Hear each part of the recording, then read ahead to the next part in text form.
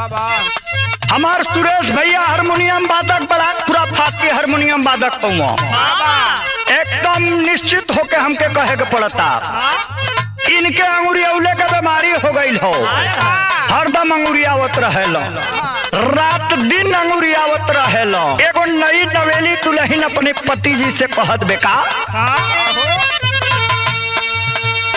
भले शादी को के लैला टच नहीं करे दे,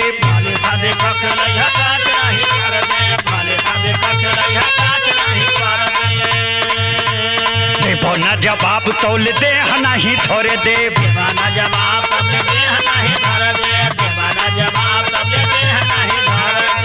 दुल्हनिया कहत बे भले शादी को के लैला टच नहीं करे दे, देवाना जवाब तौल दे नहीं थोड़े दे। कितना दिन ले चलैब ई वारंटी लिख के दो, कमर डैमेज नहीं करब ई गारंटी लिख के दो, कमर डैमेज नहीं करब ई गारंटी लिख के दो।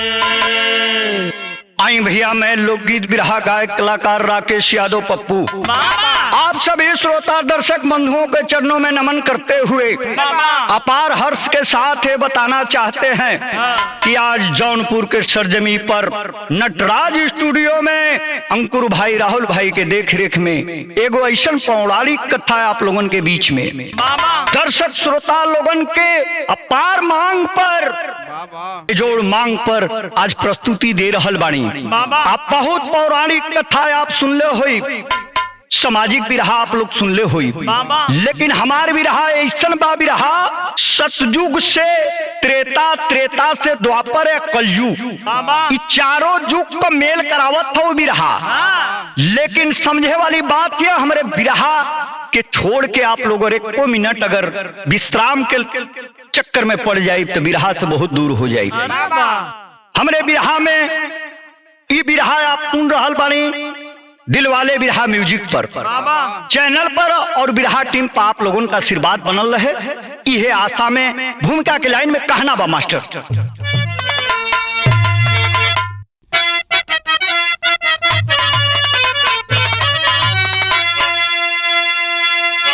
कर्म की गति नाही तारे है डरती, असर अपना अवसर है पाकर दिखाती, कभी फल कर्मों का तत्काल मिलता, कभी आज का फल है कल वो चिखाती, अथाह सागर कर्म गति धारा, अरे बिना नाव के पार करती डुबाती, आगोश में कब किसे अपने लेती, नहीं है किसी को कभी वो बताती।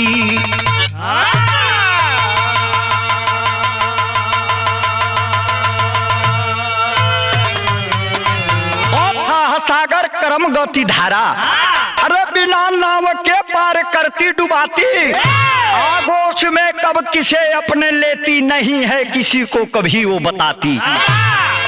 ए भैया समय का चक्कर हो, समय का चक्कर हो, पौराणिक कथा बा हौसी सूट नखा उर्फ बुरका का रहस्य। यह आप लोग शीर्षक पर बिरहा सुन रहे हैं, लेकिन हमारे बिरहा में आगे बढ़ला से पहले एक लाइन गजल हम मास्टर साहब कैसे।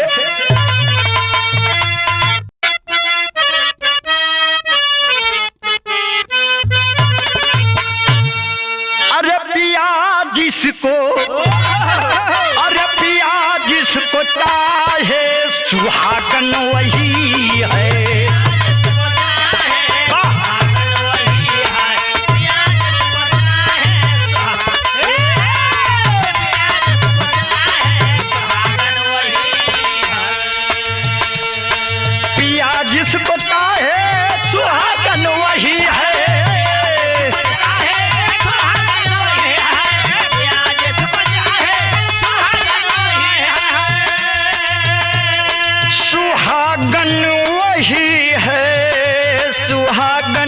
वही है, अरे जले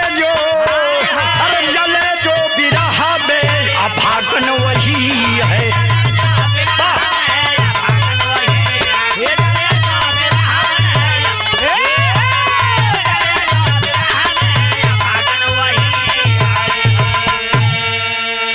लेकिन ये तक गजल का लाइन रहा है, लेकिन भाव कितना सुंदर, समाज को आईना दिखाने के मकसद से लिख रहे हैं कवि जी, गौर करेंगे।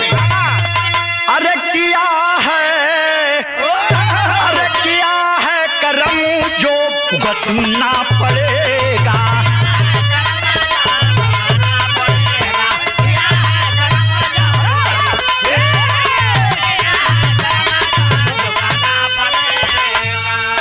किया है करम जो भुगतना पड़ेगा,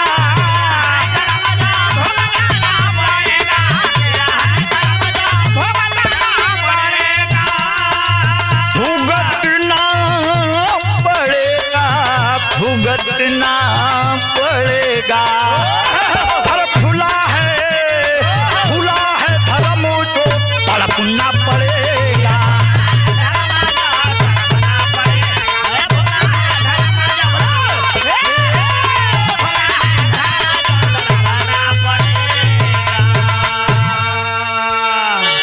बहुत लोग चोरी हत्या पाप को लेता, तो चलता कि यहाँ सीसी कैमरा नहीं थे, केहू नहीं खे देखते, लेकिन भगवान के कैमरा से के बची हो। गलत करबा तो तोहके ना तो तोहरे लइका बच्चन के जरूर मिल। यही लिए मन के पारदर्शी बना के और इंसान का जन्म मिलल हैवान का काम मत करा जा। शेर के माध्यम से कहानी का शुरुआत हुआ मास्टर साहब कैसे।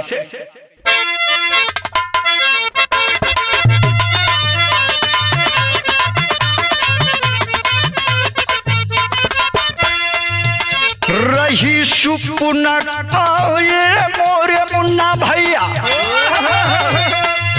रही सुपना खा पूर्व जन्म में नग कन्या हो, सर्वश्रेष्ठ नाग की थी चंद तारा धन्या हो।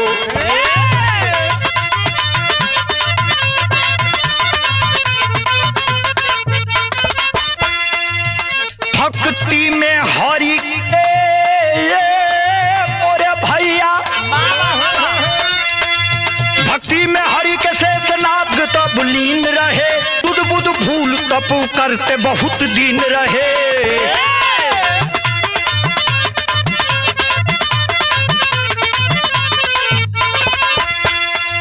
गौर करे वाली बात हो, शूर्पणखा सतयुग में जवन रहली एगो नाग कन्या रहली। सतयुग द्वापर, सतयुग त्रेता द्वापर तक ये प्रमाण मिलेला ये भैया। पशु पक्षी जानवर सब लोग बात करे, कंठ से आवाज दे, एगो भाषा रहल उस सबके सुनाई दे। शूर्पणखा त्रेता युग में शूर्पणखा जेकर नाग कटले रहला, लक्ष्मण उहे शूर्पणखा नाग कन्या सुशील कन्या के रूप में सतयुग में रहल। और ओकर पति का नाम शेष नाग बतावल गए। शेष नाग प्रभु के भक्ति में लीन होके पर्वत पर जाके शादी विवाह कौना कैले के बाद जाके तपस्या करत हुआ कि प्रभु को दर्शन हमके प्राप्त हो जा। शंभर नाग आया सूरज भैया, शंभर नाग आया चंद तारा के समनवा हो, मोहित हुआ है देख चंद तारा का मनवा हो।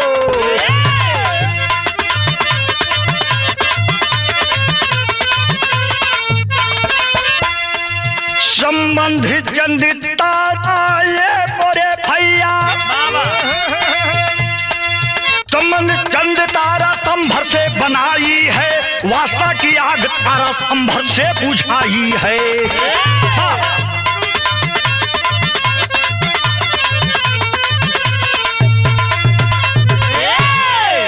बात समझे वाली बात हो।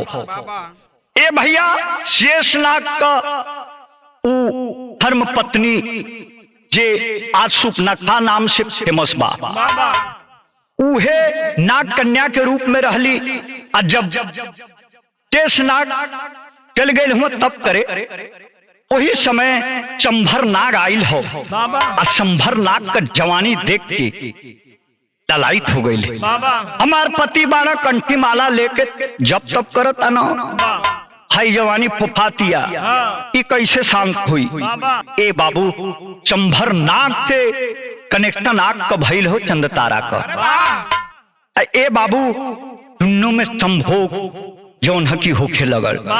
जब बे समय मिले चंभर नाग चली आवे और दोनों हवस की आग में डूबे लगल हूँ। डूबा ताना सा, लेकिन यही में तनी सा बात बिगड़त हो, लेकिन एक लाइन तर्ज लगत हो। मार साहब कैसे?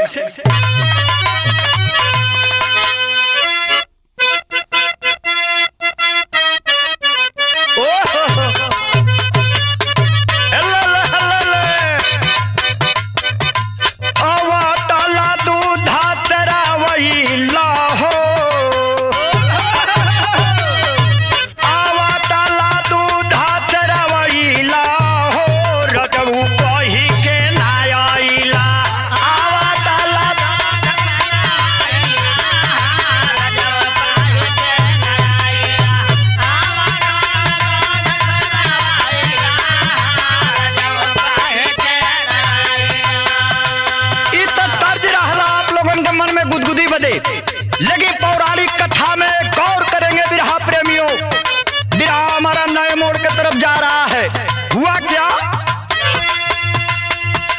शुरू भइल प्रेमा के कहानी ना हो, शुरू भइल प्रेमा के कहानी ना हो, दोनों काटे रोज चहनिया।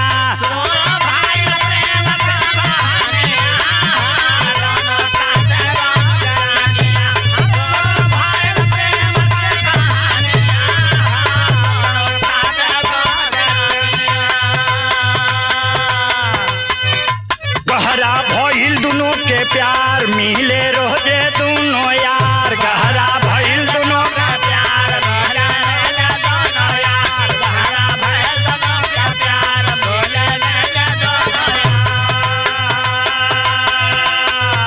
भानु पराताप देखे करदानिया हो, भानु पराताप देखे दानिया हो, दोनों काटे रोजा चानिया।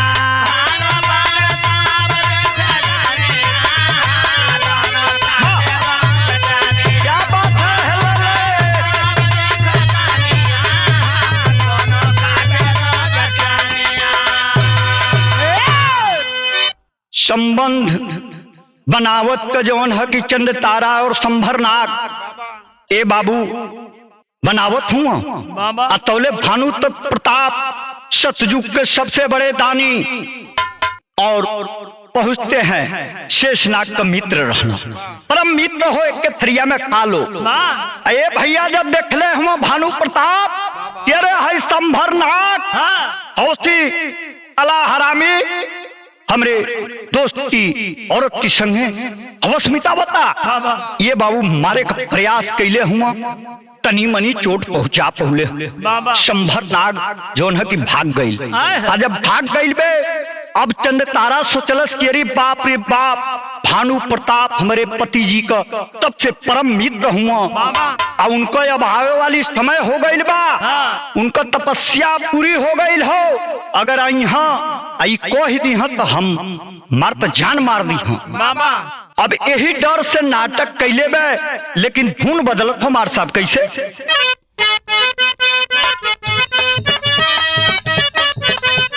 ओहो, यह तर्ज हो मास्टर साहब, बड़ी चटपटी धुन हो। सैया ड्राइवर चलावे रेल, छोड़ के जवानी में कैले अकेल।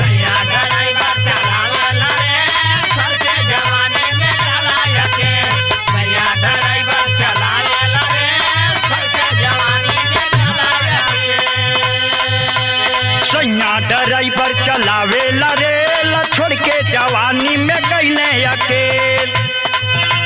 ये राजा घरवा वाली गड़िया के चलाई हो पाई, कौन कट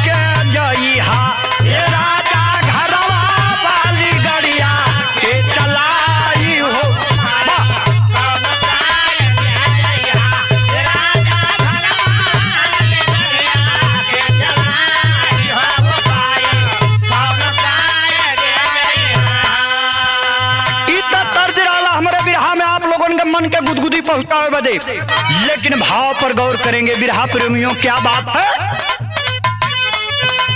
भानु प्रताप से नाग के यार क्रोध में संभर पे कैले हवा।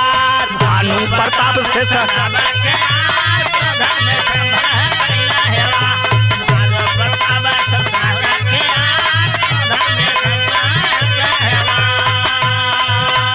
भानु प्रताप से नाग के यार क्रोध में कैले ह संभर पे वात। ते भैया पापी गए संभर पराई हो पिटाई चंद तारा के कैले। ये भैया पापी गए संभर पराई हो पिटाई चंद तारा के कैले। ए बाबू संभर होशियारी से भाग गईल बा। भानु प्रताप गुस्सा को रोक नहीं पाते हैं, कहते हैं कि तुम धर्म पत्नी के नाम पर कलंक हो।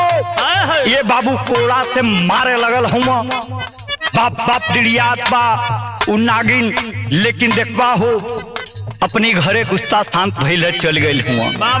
आने वाली समय हो गई बा शेषनाग जी घर में जब पधारत हुआ, कवि के लिखे के पड़ा था अंतरा में।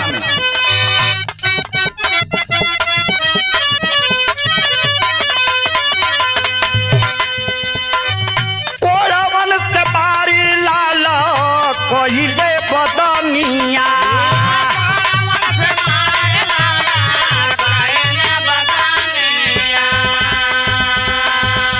ऐसे तलाक पूछे लगले कहानिया।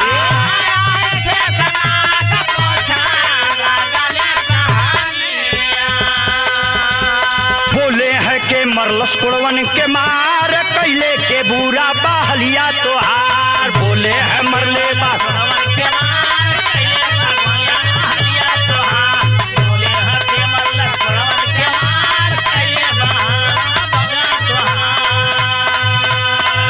बोले है के मरलस कुड़वन के मार कहले के बुरा बहलिया तोहार।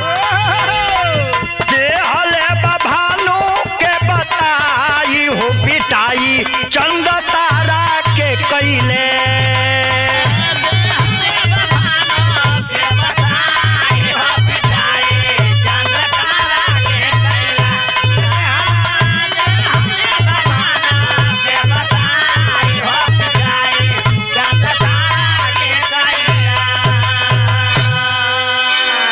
ए बाबू जब आयल हुआ शेषनाग तपस्या खत्म हो गई बा, आयल हुआ अपने धर्म पत्नी के चोटिल देखत हुआ। कला रे हमारे ना रहने के बाद किस दुश्मन की हिम्मत हुई है कि हमारे धर्म पत्नी पर हाथ उठाया है।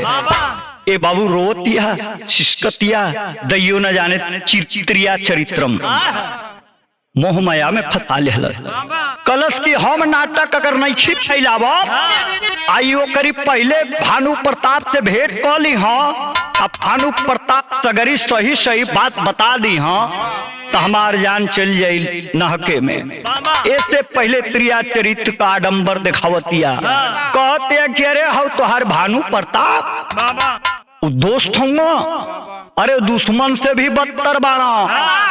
आई लला अकेला का फायदा उठावे, हम छेड़छाड़ कैली हूँ वही में मार पीट भइल तगरी चोट लगल है उन्हीं की कोड़ा से।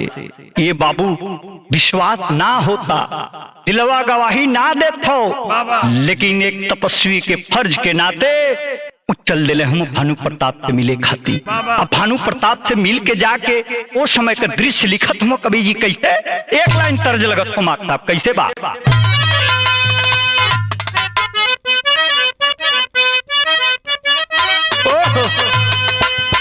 अरे पिया परदेश गईले तार लागे टोपिया में।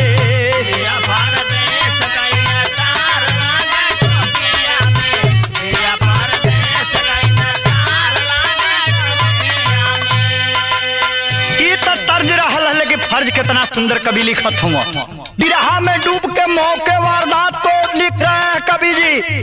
जब एक दोस्त से मिलने जाता है और वर्षों साल बाद अगर मिलन हो रहा हो तो मिलने का मजा ही कुछ और होता है। कहना बा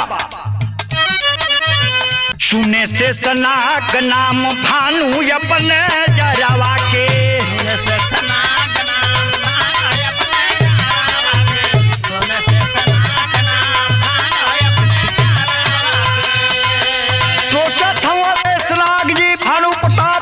सुन करके रास्ते में चल रहे हैं, राह में चल रहे हैं और सोच रहे हैं। सुने से सनाग नाम भानु अपने यरवा के,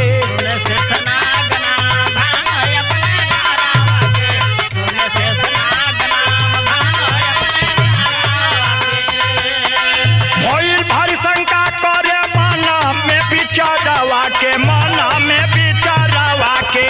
सुने से सनाग नाम भानु अपने यरवा के,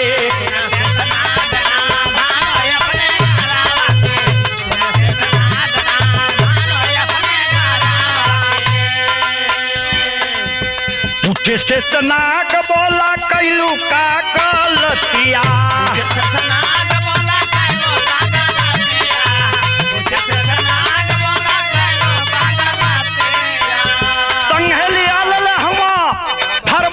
के मन गवाही ना दे था मन हिचकता। अब पूछता न कि अरे कौन गलती कैली, सही सही आपको बता दे, अब पहुँचे वाला है जा। पूछे से सनाग बोला कैलू का गलतिया,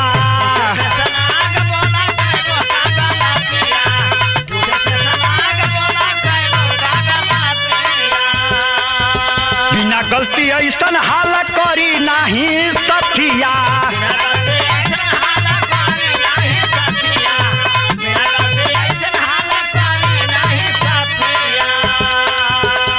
बोले पापिनी जे उतारे नगरवा के, उतारे नगरवा के। सुने से सनाग नाम भानु अपने यरवा के,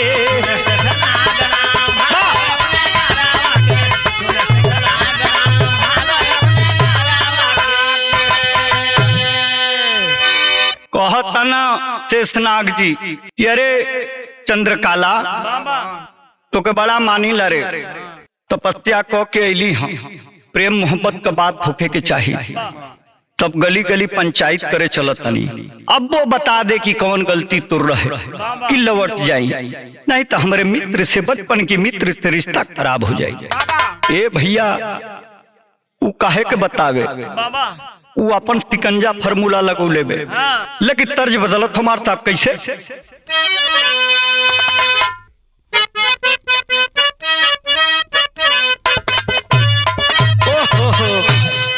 हमारी जन्म के पहले का मुन्ना भैया तर्ज लगत हो, अब बड़ी मजा दे तरज कैसे गावे लो। अरे खाई गईलू लंगलाया मदाम कहियाल दे पुत्रई,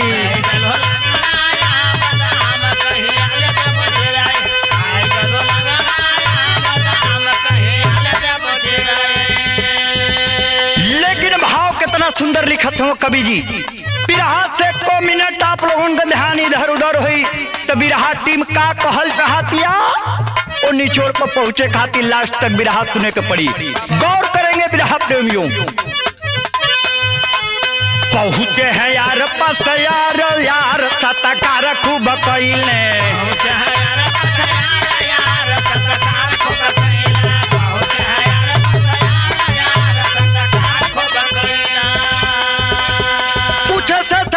भानु दिए सब बताई,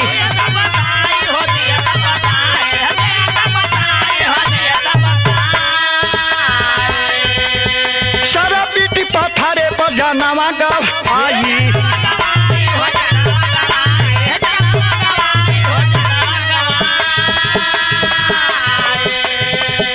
तेजी दिहली खुद सन तार यार सतकार खूब कइले, तेजी दिहली खुद क्या बात है।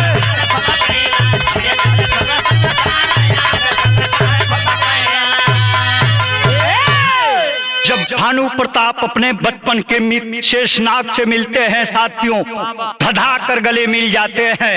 ये सतयुग की पौराणिक कथा है साथियों, जहाँ न पहुंचे रवि वहां पहुंचे कवि। ये भैया कवि जी बड़ी मेहनत से खोज के आप लोगों के बीच में कलयुग में रखने का मौका दे रहे हूं। लेकिन ये भैया जब चंद्रकला से विश्वास हटल है, तिरछी नजर से शेषनाग देखले हुए कि अरे बाहर कुलछनी, ए बाबू शर्म त्याग ना मिला पौले हो, पत्थरे पर सर पटक के वही जे तुरंते जान गवा दिहल। लेकिन कवि के लिखे का पड़त हो तेरी का भाव का,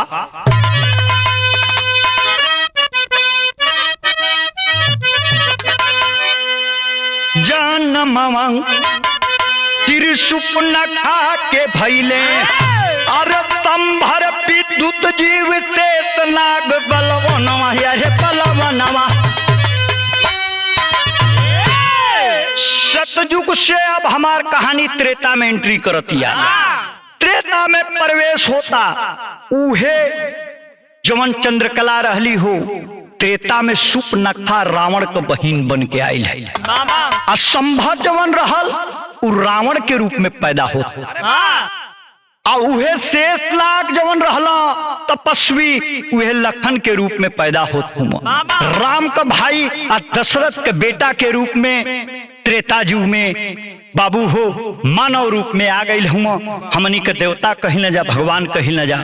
लेकिन छंद में बिरहा के आगे बढ़ाओ हूं कवि जी।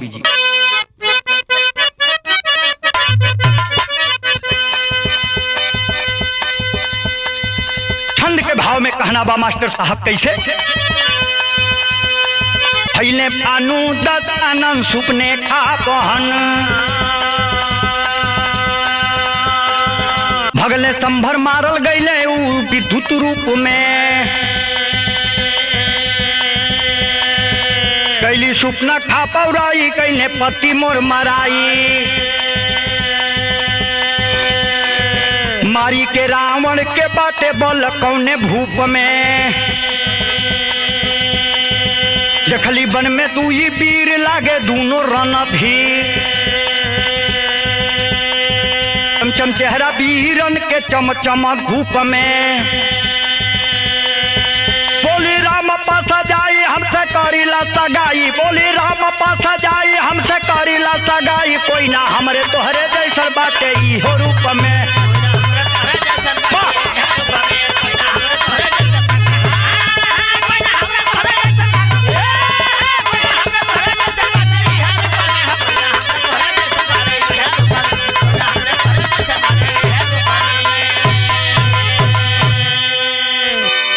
ए भैया त्रेता में भानु प्रताप जोन है दशानन विद्वान रावण के रूप में पैदा हुए, और विद्युत जीव रूप में जौनबा की सुपनखा का पति ए बाबू लड़ाई में मार गए हुआ विद्युत जीव। जब मार गए हुआ अब ई विधवा बन गई, लेकिन रूप रंग बदल के उम्र तो कोनो बेस्ती रहला। पता पौले बा बने में 2-3 गो लोग आइल बा अयोध्या से, इतना खूबसूरत बा लोग उन्होंने खूबसूरती की आगे अब केहू नहीं खिलो का, ललायित होके पहुंचल बा, जाके कहले बा राम से शादी करना चाहते हैं। कहना कि मेरी शादी हो गई है, लक्ष्मण से पूछ लो। लक्ष्मण की लगे गई, उधर प्रभु राम इशारा कर देना कि अपने से जान दे दे रहे सतयुग में, इहे चंद तारा आज सुपनखा के रूप में आइल बा। तू सतयुग में जवन है कि शेषनाग रहल, तुम्हारी धर्म पत्नी रहे, मौका मिलल है अपने हाथे से के सबक सिखाता। ये बाबू नकिया फच दे काट ले, आ नकिया जब फच दे काट दे रोवत आइल बे। रावण अपने भाई के दिखावत के कि हाई देखबो कुछ तपसी आइल बाड़ा था, हम कुछ ना कहली है भैया, हमन नकिए काट के बदसूरत बना दे। अब ये रूप पर के शादी ब्याह करिए को तो मरिए गए। रावण तमतमा गया, कहा कि अरे मेरी फन के साथ छेड़खानी, मैं धरती पलट दूंगा। ये बाबू तमतमा के चलल हूं, लेकिन धुन बदलत हो मार साहब कैसे?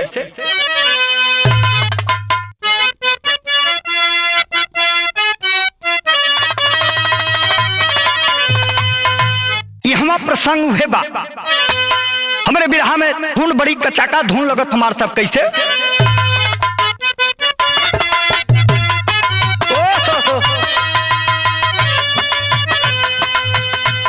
बिरहा जगत का फिल्म भोजपुरी इंडस्ट्री में जब से लोकप्रिय समझदार से प्रिय राइटर के हाथ से ही धूम धमाका मचाए रहल।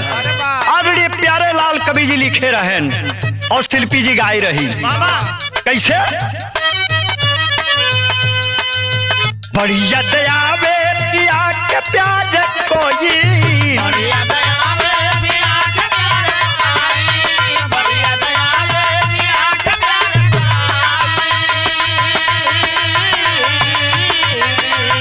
रतिया बहाल दिन भई,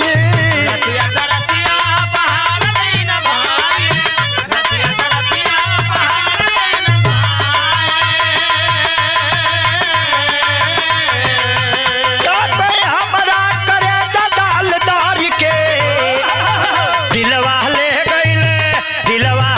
गईले राजा बोतल में भर के, दिलवा ले गईले राजा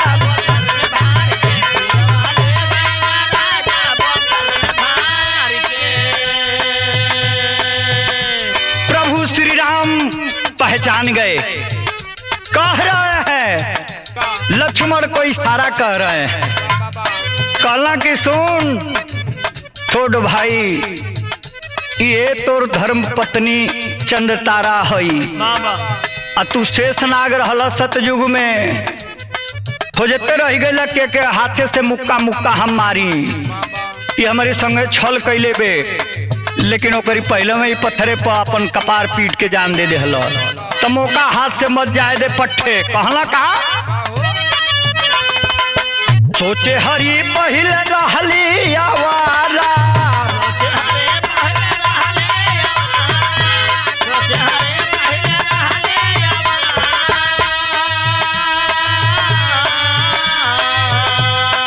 तोहरावे गलती फिर आईली दोबारा,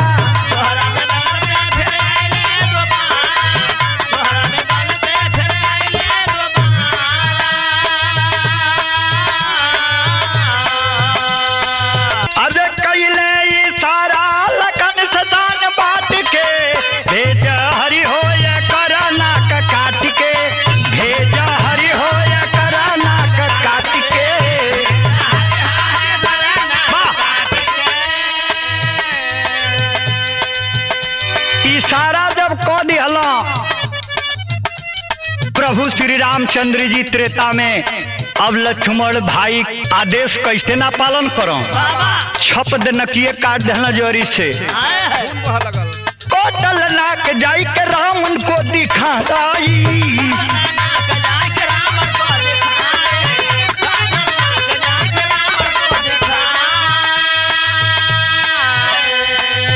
देखी के रावण न गाया पौराई,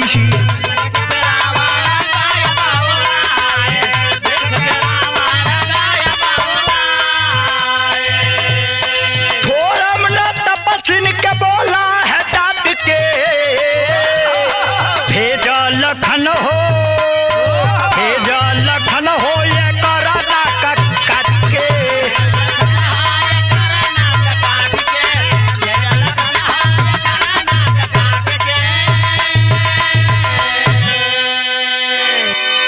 ए भैया नाक कटा गई। शेषनाग सतयुग का जवन रहला चंद्रतारा से ओ उल्टा अपनी धर्म पत्नी का बदला कहाँ लेहला? त्रेता में। अभी जाके देखौले बा कि अरे भैया हो, हाई देख नकिया काट लेहला से दूगो तपस्वी आइल बड़ा। ओकर बड़का भैया से कहली हाँ बियाह कल चाहतनी, कहला कि छोटका से पूछ ल, और उससे ढंग से अपने मन का बतियो ना हम बता पौली, तो ले छप दे नकिया काट ले। बड़ा निर्दयी बा। ये बाबू जब रावण सुन ले हो, दशानन को क्रोध आ गया साथियों। अरे सुनी की धरतिया पर पैरवा रखे तो हिले लगे, दोस्त को मुड़ी रहे, वरदान प्राप्त हो कि केहू के मार ना सकेला। शिव को सबसे प्रकांड जोड़ हगे भक्त रहल। आज जब धरतिया हिलल तो राम जी यहर मुस्काता ना, आग लग गई बा स्टोव में, चावल अदहन एकदम तैयार होता, लेकिन पहपट में कहना बा का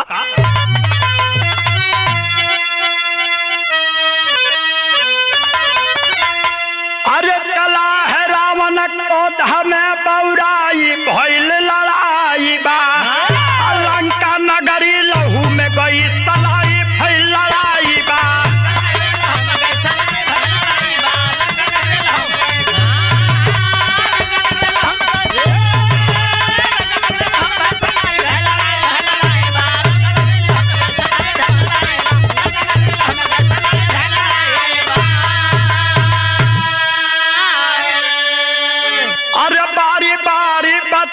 सबही अली हलयापन चुकाई हो, हरि हाथ से रामन मर के अमर गति गया पाई हो। अरे करम गति न तरल तराई भइल लड़ाई बा, अरे लंका नगरी लहू में गइल सनाई भइल पिटाई बा।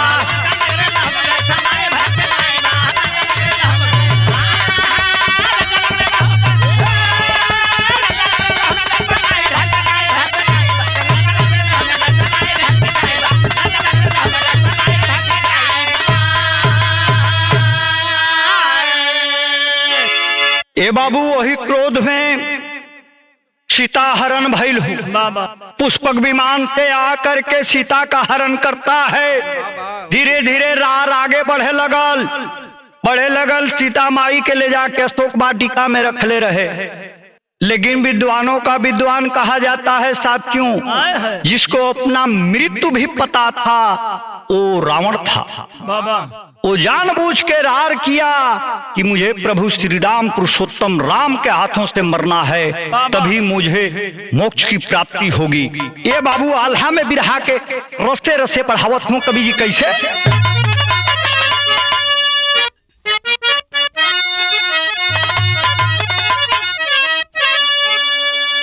विधि के विधान कोई अरे जानल नाही जानी पंचो,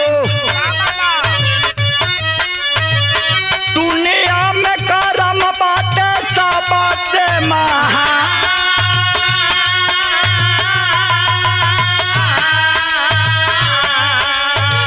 करम से हार हरी जाल के हुए से पंचो,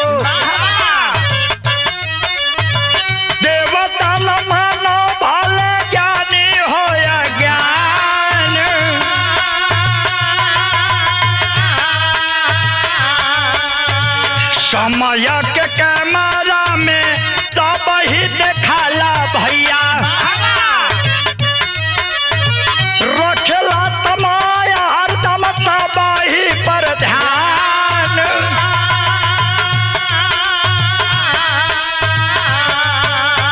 सब रह जाने हम कोई के दिखाई न पंचो, सब ही असलियत से बातें न जान।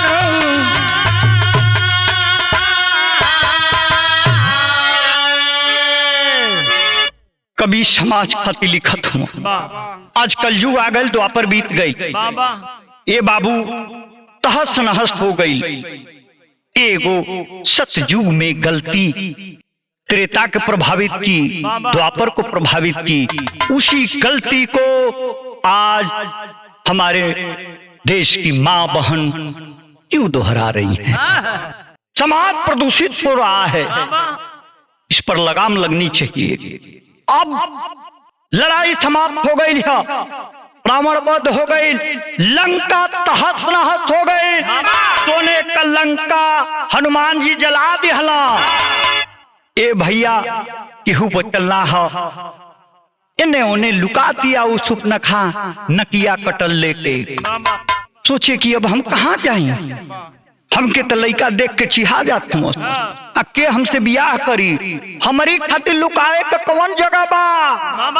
पहुंचल दैत्य गुरु शुक्राचार्य के पास, जाके नतमस्तक होके कहतिया कि हमरियो खातिर धरती पर कहीं जगह बा। सब लिहो लिहो करता, जे करी पर हमके घमंड रहल हो उ तो धाराशायी हो गए। कहले हूं कि हाय एगो छोटी मुकी शिवलिंग बा, ए लिंग के लेके चल जा रेगिस्तान में चल जा, मक्का मदीना में चल जा, वही जग एक स्थापित करके इनके अपन देवता मान के नहीं के पूजा अर्चना कर। आ जौन है नकिया कटल बा लइकवा डेरात हो सब, त कपड़ा ऊपर डाल, बुरका डाल के रख, अपने वंश के जौन है कि आगे बढ़ावे के तैयारी कर, ईश्वर तुहार कृपा करें। ए बाबू उहे शिवलिंग जौन है कि मक्का मदीना में हो, और शुकनखा के जमाने से प्रताप प्रथा चलल हो, बुरका का जमाना आ गई। ई कवि जी टटोल के लिखत हुआ समाज के बतावे बदे। आज भी ये समंजस में हो कि मक्का मदीना में एक हिंदू अगर जा रहा है और गंगा जल डाल दे तो क्यों प्रलय आ जाएगा विश्व में। सवाल में रहे और आप लोग कमेंट में जरूर बताइए, क्योंकि सबसे बड़े देवता दर्शक श्रोता आप हैं, आप विद्वान हैं। हम तो कोई बात मिलती है तो आप तक पहुंचा देते हैं, लेकिन खड़ी के भाव में कहना बा माफ करता है।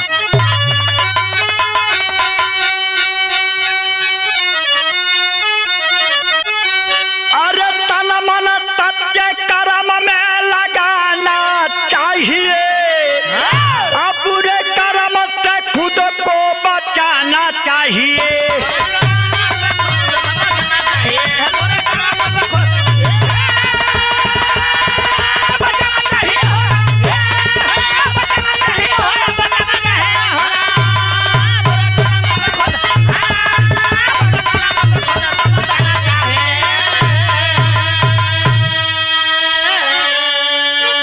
जीवों में जीव समझदार हो में मानो, अपर बुरा कर्म करी होई जाला तानो।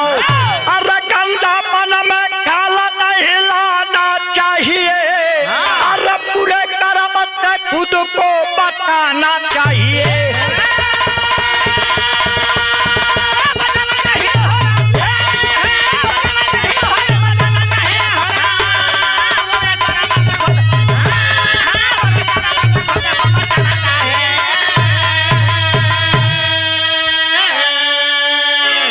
कुसुम पराग स्वामी गुरुदेव होला की बलिहारी, अरे धर्मेंद्र सुरेंद्र काशी बिरहा के पुजारी हो।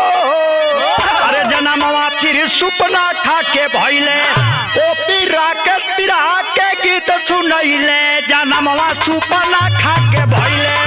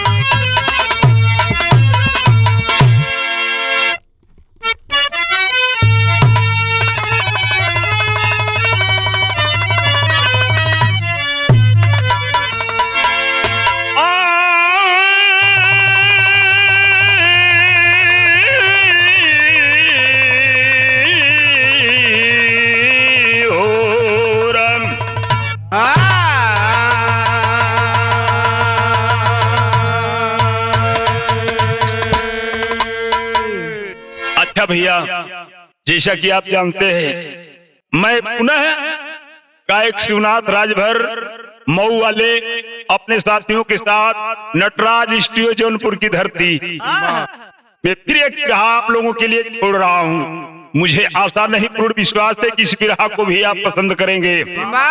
जैसा कि आप कुछ दिन पहले, 2-4 दिन पहले मीडिया में सुने होंगे, यह कहानी उसी गीत को मैं पेश करने जा रहा हूँ। आओ है मास्टर साहब।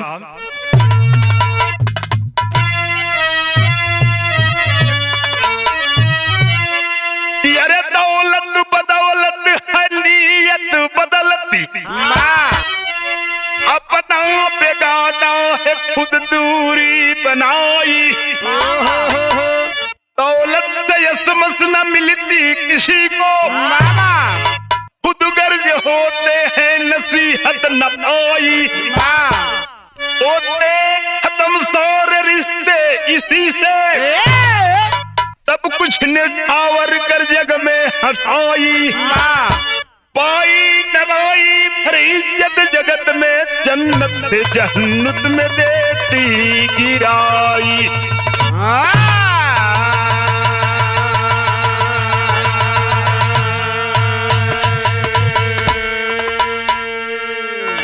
ए भैया, आज दौलत के नशा में लोग का कर दे तुम। ए बिरहा से आप लोग उनके प्रमाण मिल जाई। अब लिखल के बाद कौन बा मास्टर साहब,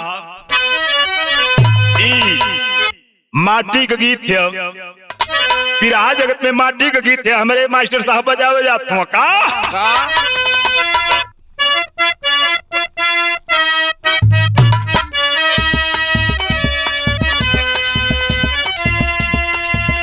अरे दाई ताल कैसी कन बटिया,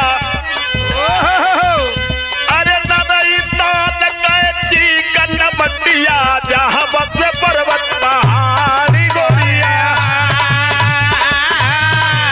अरे नाराय ताल कैसी कन बटिया, जहाँ बस पर्वत पहाड़ गोरिया। अरे नाराय ताल कैसी कन बटिया, जहाँ बस पर्वत पहाड़ गोरिया।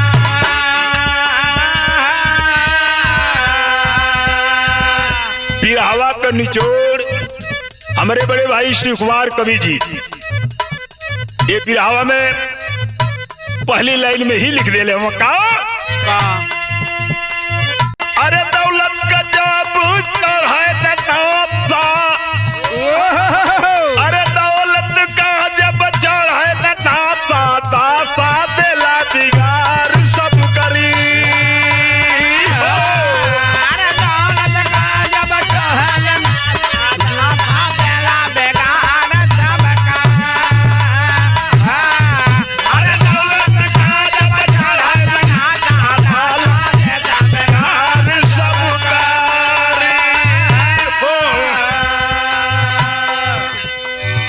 भैया, जब दौलत का नशा चढ़ जाला तो दासा तो सही में बिगाड़ देला। यही से कहना हम, अरे धर्माया धर्म करावे कोई से, अरे धर्माया धर्म करावे कोई से, देला बदली विचार सब करी।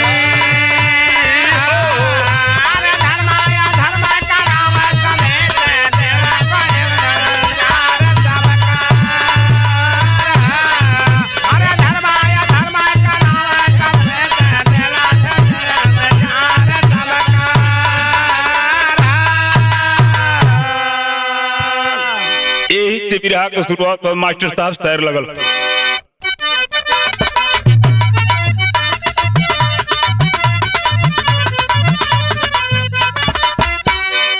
अरे यूपी में आगरा की सच्ची कहानी है,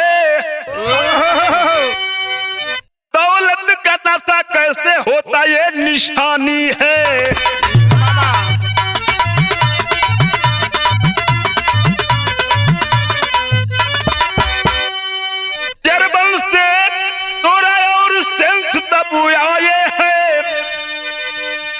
स्टार में अपना डेरा वो गिराए है।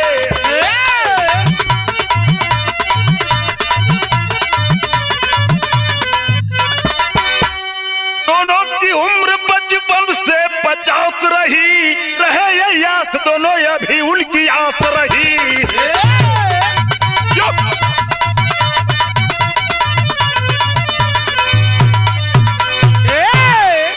अरे पंचो, हिंदुस्तान को देखने के लिए विदेशियों का सैलाब हमेशा आया करता है बाबा, लेकिन जर्मनी से तो अंग्रेज आते हैं बाबा, हिंदुस्तान में और आते हैं कहाँ? आगरा में। एक का नाम जोरा और दूसरे का नाम तिलक है बाबा, एक की उम्र 5 साल है, एक की उम्र 50 साल है।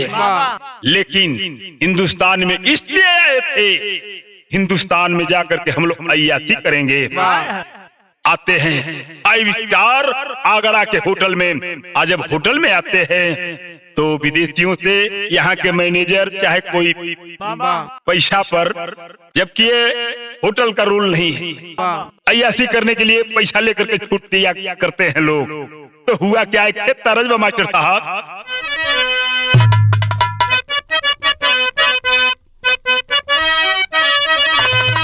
ए भैया वह गीत बा माई बहिनी, जब बारात चल जाला तो अकेले जब घरे होला लोग अपने में गावेला लोग, नाचेला लोग, गावेला लोग। कैसे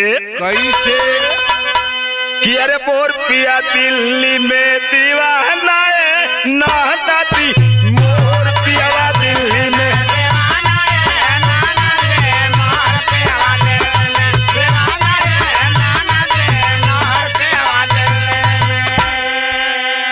आते हैं 5 स्टार होटल में और मैनेजर सवाल करते हैं। क्या सवाल करते हैं?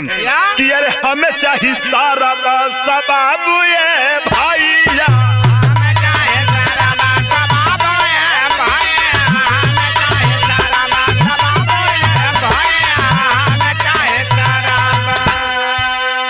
मैनेजर से आवाज लगाते हैं जितना रुपया चाहिए, हम विदेश से जर्मनी से आए हुए हैं, जितना आपको पैसा चाहिए आप बोलिए, हम लोग पैसा तुरंत पे पर जो है पेमेंट कर देंगे। अरे वाह, लेकिन हमहन के शराब और कबाब दोनों चाहिए।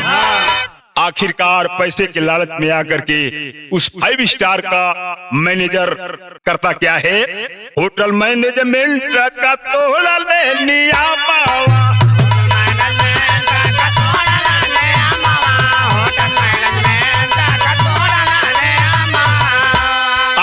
निया मावा हो तोड़ा लनी,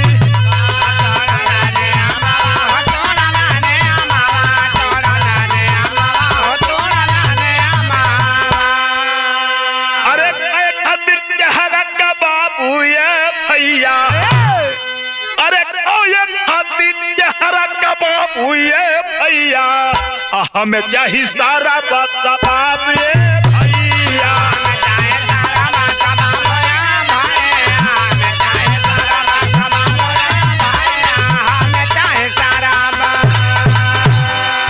ए भैया आवाज लगाते हैं, जितना रुपया चाहिए मैनेजर साहब सारा पैसा हम लोग पेपर दे देंगे, लेकिन हम लोगों के लिए 2 लड़की चाहिए रात गुजारने के लिए। लेकिन आखिरकार वो मैनेजर पैसे के लोभ में आकर के अपना नियम तोड़ देता है, और तोड़ करके जब रात होती है तो हुआ क्या? गीत लगल बा मास्टर साहब,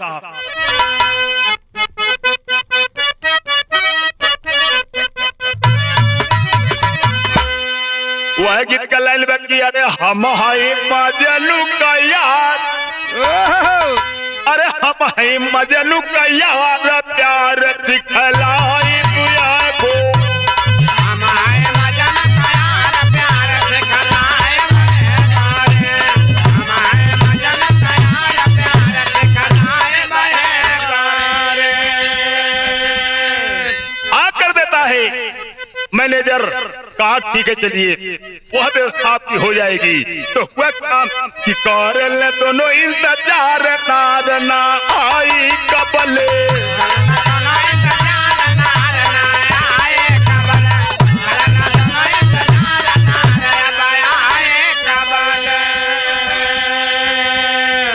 शाम हो जाती है। पैसे पर काम करने वाली हिंदुस्तान की कुछ बिटिया कहने में शर्म आती है, लेकिन क्या कहा जाए, गरीबी चाहे जौन हो खाए। यह सच्चाई है। हुआ क्या? अरे रिया मौलवी होटलवा में आई,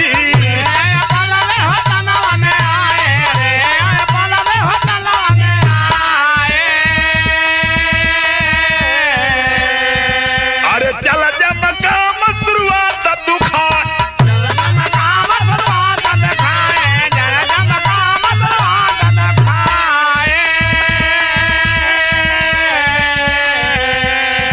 अरे पुलवा के मसले खुखार नार कबले यहाँ आई,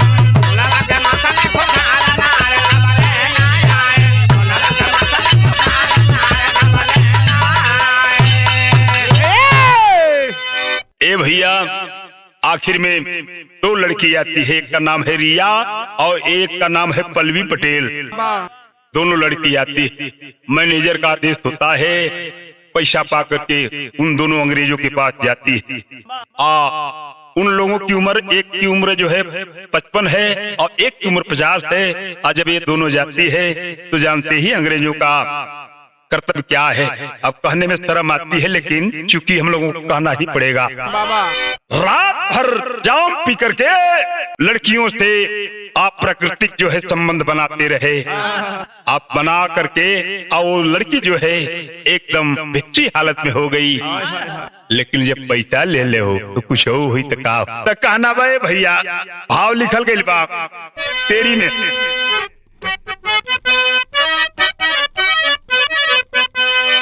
कि अरे जई को जवान, अरे 50 से 55 उम्र हो जाई तो ओके जो इसे कहल जला, बड़ा बढ़िया भाव लिखल गइल बा। अरे जई को जवानी, हाँ जई को जवानी हो, जई को जवानी आ गई, पानी सूख गया फिर भी है पानी पानी सूख गया फिर भी है पानी पानी, जईफों को जवानी आ गई। तब भाव दिहल गइल बा, वह गीत बा।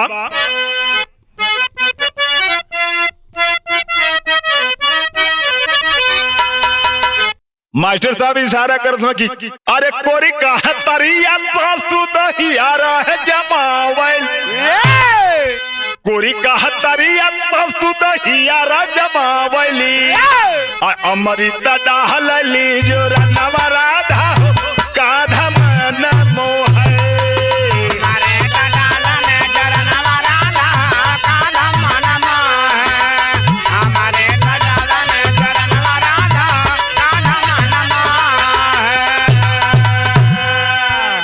आखिरकार रात भर इज्जत लूटते रहे। जब सुबह होता है तो अंग्रेज दोनों बाहर आते हैं टहलने के लिए। जब बाहर आते हैं तो उसी होटल में एक प्रियांशु गुप्ता जो है कि नौकरी कर रही थी, बड़ी ही सुंदर थी। जब बाहर आते हैं नजर पड़ती है तो दोनों अंग्रेज पर मोहित हो गए। आज जब मोहित हो गए भैया तो कहना है कि प्रियांशु गुप्ता के देखल नया नवा, कैसे कहो ये मिलनवा सोचे हो ये पर लागल बाटे महनावा,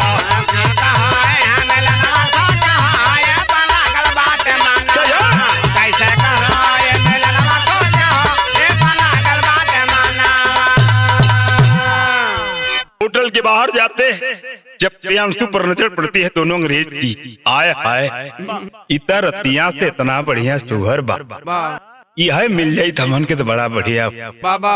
आखिरकार वो लौट करके आते हैं मैनेजर के पास, बात लगाते हैं मैनेजर से, मैनेजर साहब यह लड़की जो है दिखाई दे रही है, इस लड़की को हमारे साथ लगा दीजिए ताकि हम लोग विदेश के रहने वाले हम लोग कुछ जानते नहीं हैं।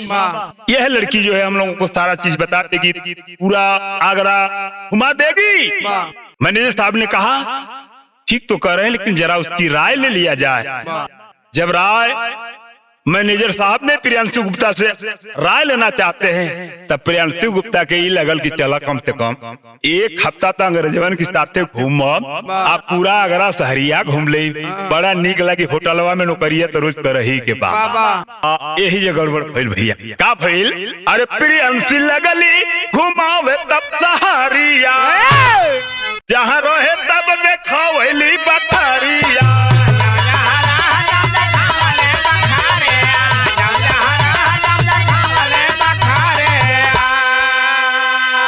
धीरे धीरे दुखद समय आइली हो, धीरे धीरे धीरे दुखद समय आइली हो, लागल पे लागल बाटे मनवा। एक तक अंग्रेजों को पूरा आगरा शहर में घुमाती है, आप पूरा हिल मिल गई। आज जब हिल मिल गई, आखिरी दिन है उन लोगों का रहने के लिए, और जब आखिरी दिन आते हैं, आज जब पूरा हिल मिल जाती है प्रियांशी गुप्ता, तो फोन करते हैं प्रियांशी गुप्ता को, क्या हम लोग शराब पी रहे हैं, तुम भी शराब पी सकती हो क्या, हम लोगों के साथ आ सकती हो क्या। तैयार हो गए, जेकर मतिये मराला तो कुछ न कुछ हो ही जाला, तैयार हो जाती है, इसलिए कि हिल मिल गई। वो लोग कुछ नहीं करेंगे, शराब के नाम पर वह चली जाती है उन दोनों के कमरे में। आज जब कमरे में गई है पंचो, यही तो गजब हो गया। क्या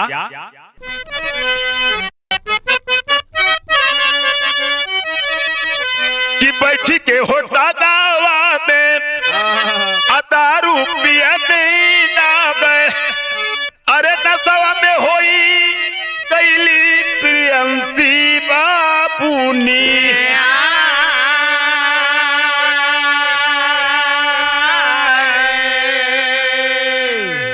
धीरे धीरे दारू पिलाना प्रियांशु को भी शुरू कर दिए, अपने भी पीते थे, उसको भी पिलाना शुरू कर दिए। आज जब धीरे धीरे शराब के नशा में हो गए लगल प्रियांशी, तो अब काहे कि कुछ जोर जबरदस्ती करन। आज जब नशा में हो गई, तई खुदे दारू पी के जब नशा में हो गई प्रियांशी, तब गजब हो गई। का भइल भैया कि होटल व दारू बावा में नंगा होई गईले, अरे करे लगले सेक्स दोनों मिल के सोया दानी।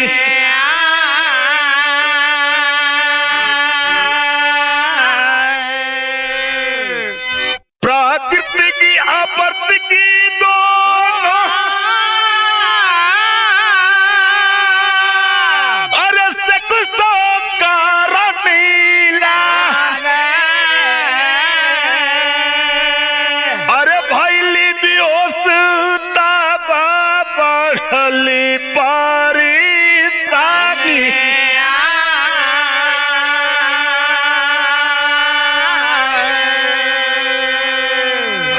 ए भैया जब दारू की नशा में हो जाती है प्रियांशु, तो अपना कपड़ा अपने तन से उतारने लगी। तो है अंग्रेजवा चाहते रहा के लड़की बात दूगो अंग्रेज आवश्यक करना शुरू कर दिए, इतना कर दिए कि वह लाचार बेहोश हो गई।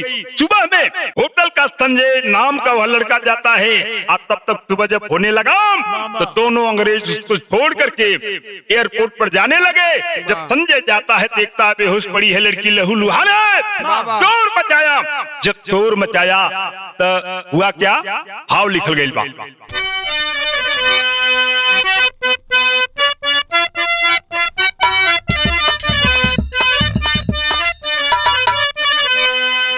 अरे पुनावा तेलत पथ देखी,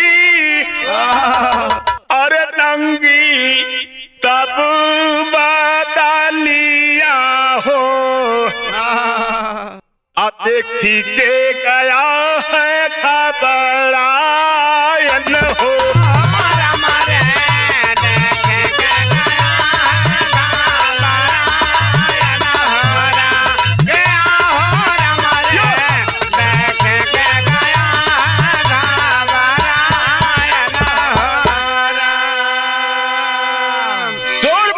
संजय पूरे कर्मचारी पहुंच जाते हैं हॉस्पिटल में भर्ती फैली, अरे हॉस्पिटल में भर्ती फैली, अरे खाया लातो कारिया हो, चारों रमा चल हाय हायन हो।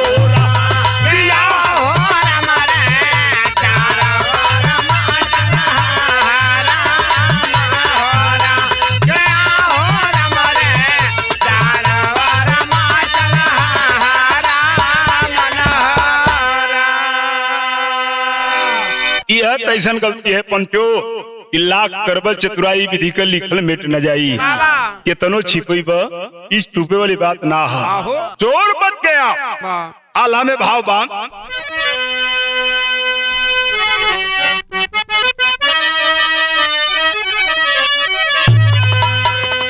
अरे थुपे ना थुपावले से, अरे थुपे ना थुपावले से पाप का बहू ये भैया। चाहे कोई के तानो हो कराइला ऊपा,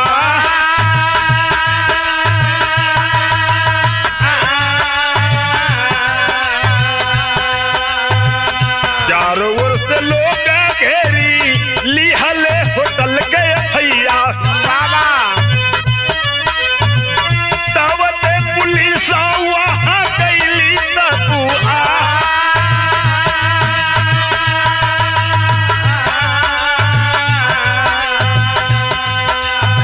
दोनों अंग ले जावा के खोजला के लोगवा ये भैया।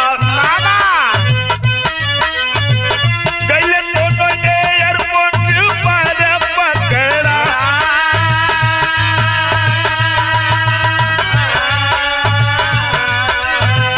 दोनों जने से पुलिस पूछ रही बतिया ये भैया। मैनेजर का नाम वो दिहला बतला,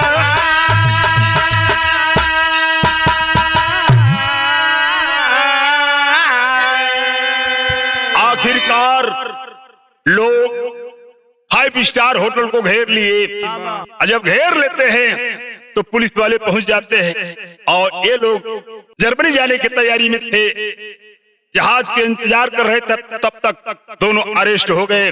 जब अरेस्ट हो जाते हैं पुलिस वाले जब सवाल करते हैं तो सारी बात मैनेजर को बताते हैं।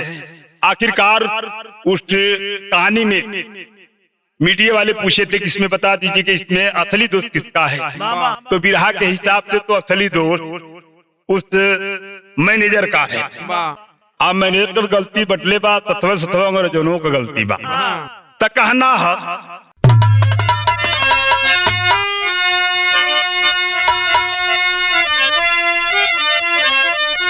अरे धन की नशा बदले ईमानी सागरी, आज पैसा पर बिकेला इंसान यही घड़ी।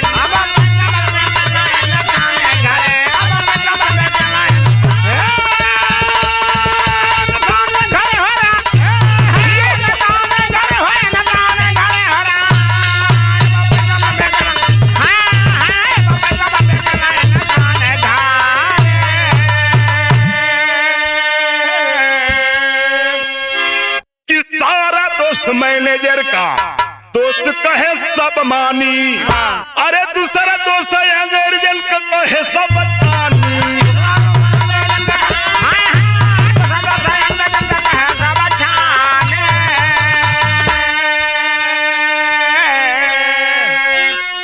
अरे कुकर्म कृत से, अरे कुकर्म कृत से व्यवस्था बिगड़ी, आज पैसा पर बिकेला इंसान यही घड़ी।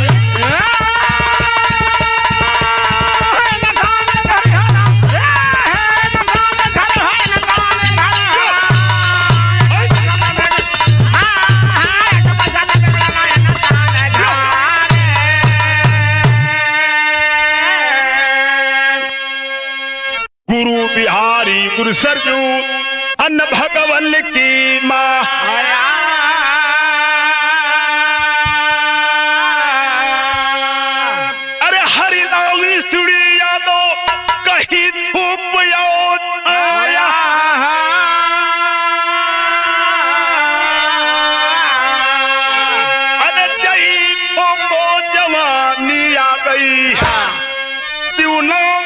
कुमार की नई नई कहानी जय जवान।